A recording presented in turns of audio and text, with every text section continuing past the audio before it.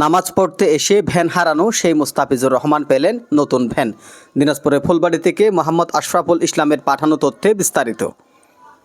দিনাজপুরের ফুলবাড়িতে নামাজ পড়তে এসে চুরি হওয়া ভ্যান হারিয়ে হতাশ হয়ে পড়া মুস্তাফিজুর রহমানকে নতুন ভ্যান উপহার দিয়েছেন কাটাবাড়ি জামা মসজিদ কমিটি সহ মুসল্লিরা।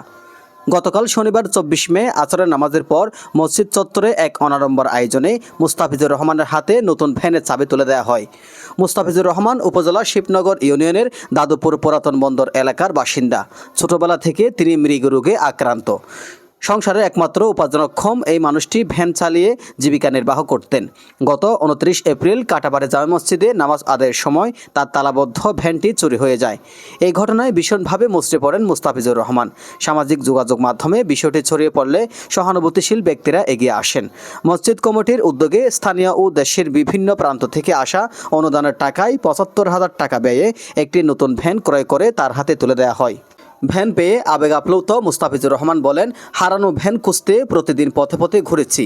আজ নামাজের দোয়ায় আবার নতুন করে বাঁচার সুযোগ পেলাম। যারা সহযোগিতা করেছেন তাদের জন্য আমি সারা জীবন দোয়া করব। আলহামদুলিল্লাহ ভাই, এখন সাবধানে চালাবেন তো নাকি? ইনশাআল্লাহ। হ্যাঁ, আর কিন্তু কোথাও এইবার রাখা যাবে না, ঠিক আছে।